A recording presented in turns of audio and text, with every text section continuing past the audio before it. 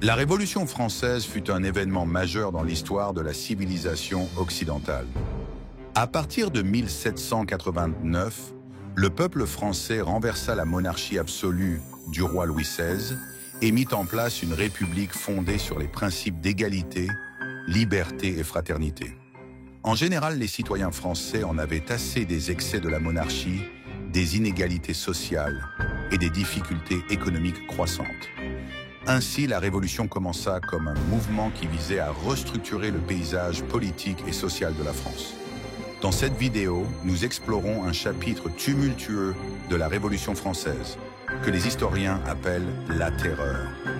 Voyons de plus près cet événement incroyable. La Terreur eut lieu de septembre 1793 à juillet 1794. C'était une période marquée par une violence extrême et une paranoïa au cœur de la Révolution. À l'époque, il y avait deux factions principales de révolutionnaires, les Jacobins et les Girondins. Les Jacobins étaient plus radicaux et encourageaient la violence pour maintenir les objectifs de la Révolution, tandis que les Girondins étaient plus modérés.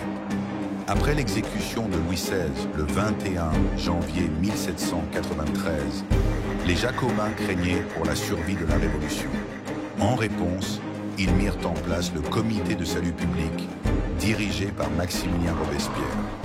Robespierre, souvent considéré comme le visage de la terreur, était un Jacobin convaincu que des mesures extrêmes étaient nécessaires pour protéger la Révolution. Sous sa direction, le Comité de salut public adopta des changements radicaux, y compris l'usage systématique de la guillotine. La guillotine, symbole glaçant de la terreur, devint le moyen d'exécution préféré. Des milliers de personnes furent exécutées, dont le roi Louis XVI et la reine Marie-Antoinette, cette dernière ayant été guillotinée dès les premières semaines de la terreur, le 16 octobre 1793.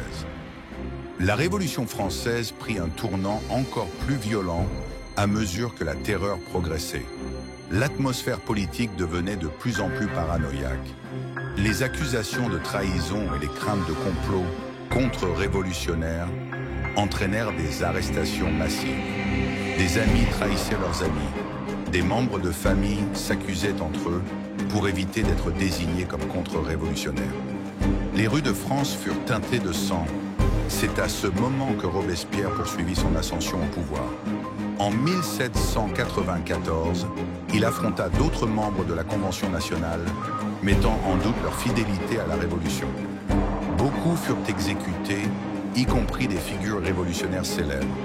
Par exemple, lorsque Georges Danton, un leader populaire, demanda la fin de la terreur, il fut accusé de trahison et guillotiné. Mais Robespierre s'était fait trop d'ennemis. Ses opposants l'accusèrent d'abuser de son pouvoir.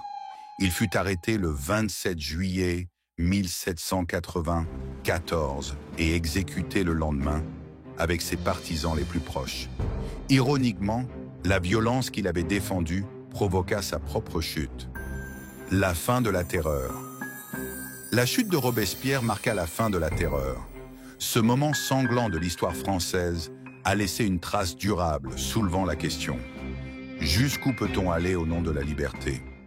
En tout, on estime que plus de 40 000 citoyens français furent exécutés pendant la terreur, beaucoup sous la guillotine.